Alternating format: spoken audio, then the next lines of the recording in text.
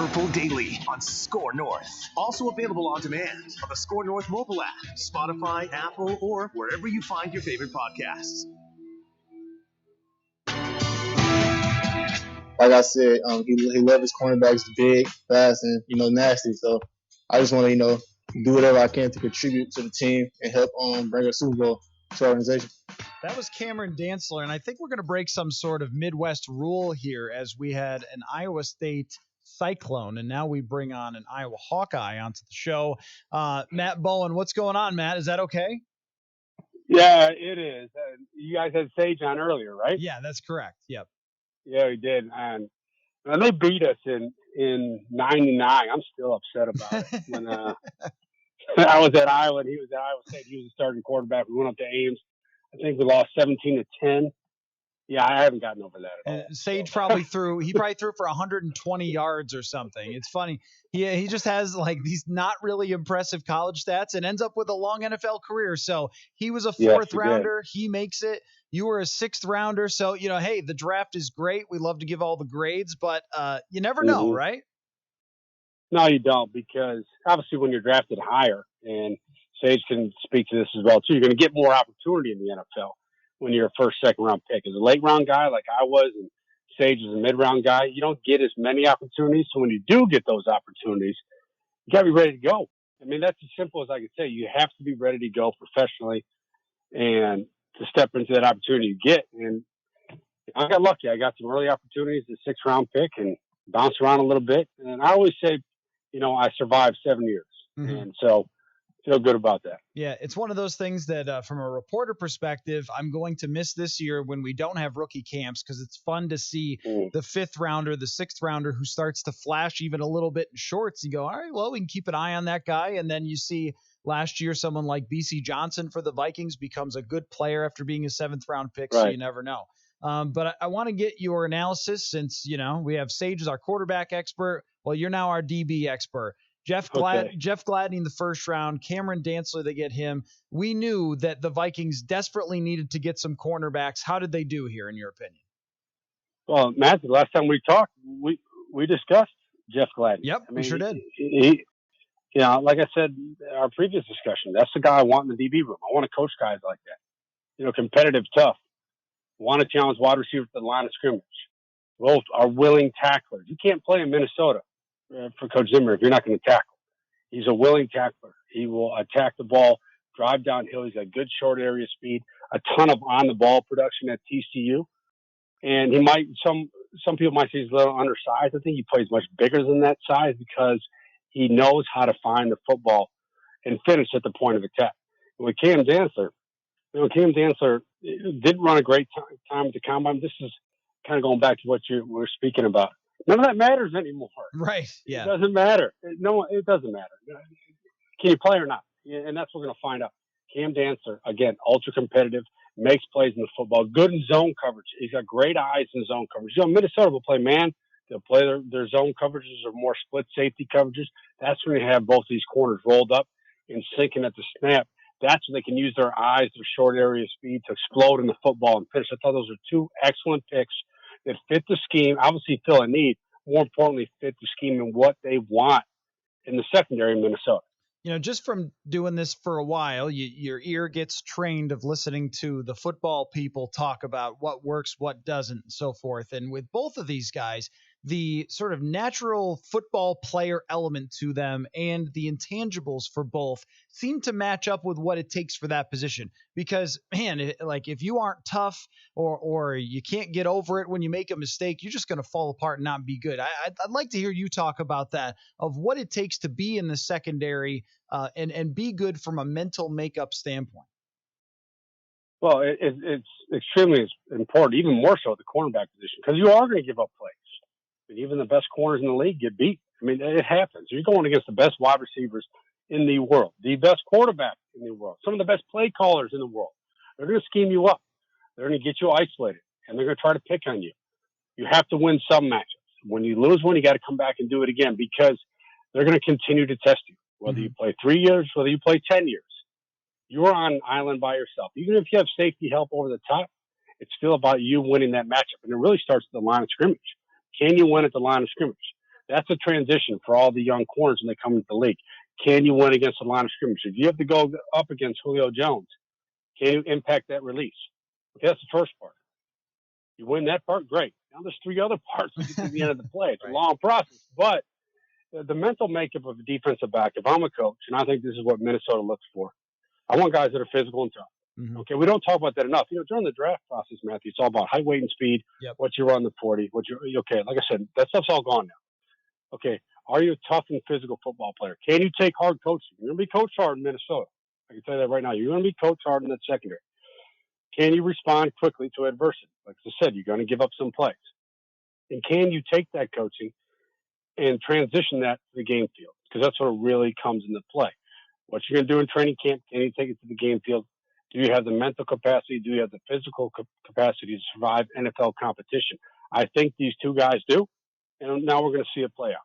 Now, how about the experience that they're going to get right away? Because this is a team that doesn't have – I mean, they have a lot more now after day 3 especially, but, they went into this with hardly any defensive backs in the DB room, and I know it's a team that wants to be in the playoffs still, but I can't see a downside to having – Cameron Dantzler, Jeff Gladney, Harrison Hand, they got all these guys. I can't see a downside to have all the young guys come in and compete together.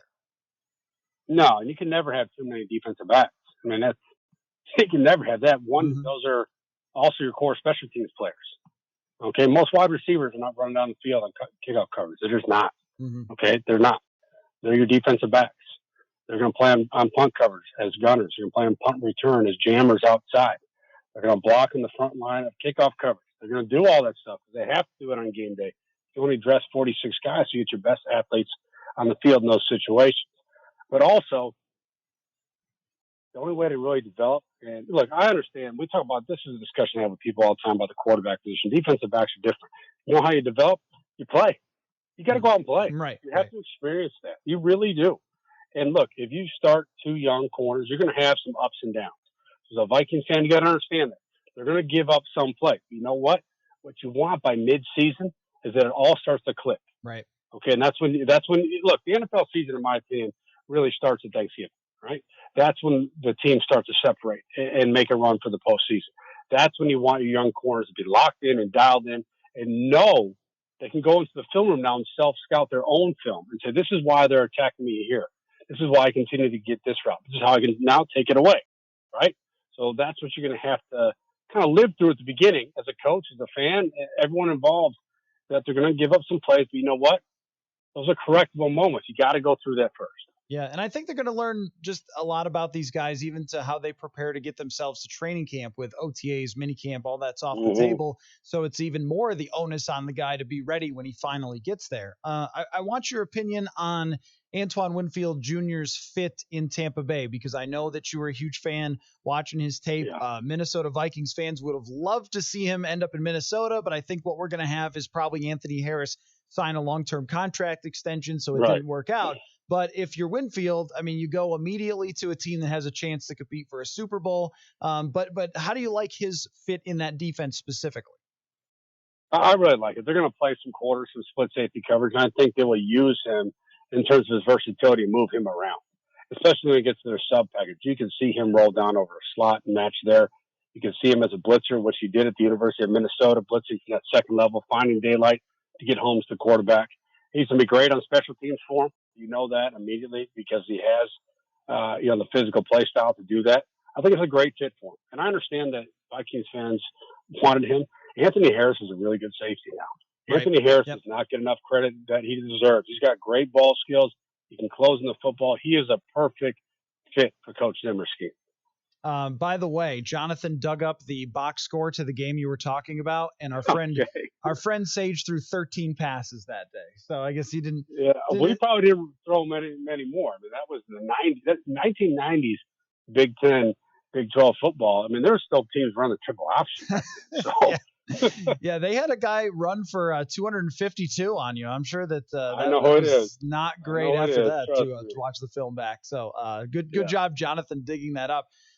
So let me just get your perspective, sort of big picture on how this draft went. I mean, I know obviously you're part of ESPN's analysis team, but I just think across the board, Matt, it was brilliant. I mean, it went off so well for ESPN and NFL Network and everybody who was involved. And I can't imagine all that went into it, but I found myself, even though we were doing draft coverage, sort of captivated on how they were, going out to different people, telling their stories and doing all those things. I want more elements of what happened in this draft to be in the future, even when things are back to normal. Right. There was a great human element. That's the best way to say yes, it. Yes. You got an insight into watching general managers in their homes, head coaches, assistant coaches in their homes, their families around them, and to see the draft picks, with their families around them. It was great. I mean, I thought we did an excellent job at ESPN. I can't say enough for our producers, our on-air talent, everyone behind the scenes. They did an excellent job. And on the digital side at ESPN, my editors, our content managers did an awesome job of putting this together. Complete team effort, but it was great. And I think it might change going forward, like you said, in terms of the coverage of the draft and how it's handled moving forward down the years, because there were so many great things that came from this broadcast. Now, before I let you go, man, I just want to know the team or the player where you came away from their picks or their draft and went, okay, I am very, very interested to see how this plays out. I mean, that's all of us all the time with all teams, but the one that really, really piqued your interest, over the last couple days. I think it's the Green Bay Packers. Mm-hmm. Okay. And it's not just drafting Jordan Love. And I think Jordan Love can be an excellent pro. He's got all the natural traits. He's going to need to be coached hard. He's not ready to play just yet. So he went to a situation where he can develop. But just their overall draft. Okay. A downhill running back. Another tight end. More offensive linemen. I'm starting to think, is Green Bay going to transition in terms of how they scheme offensively and how they want to be viewed offensively? Are they going to be more of a downhill, play action, physical team that would resemble more of what you see with Kyle Shanahan's offense out in San Francisco? And that's what I'm really wondering coming out of this draft. There's a lot of teams that had great drafts. Minnesota's up there. Obviously, Baltimore. I liked what the Colts did. Cleveland. The Cincinnati Bengals. I liked what they did. Yeah. Okay, but you start to look at big picture and how teams draft. Green Bay stands out to me just because of the personnel they target. We know that Green Bay had, a need at wide receiver. They did not do that.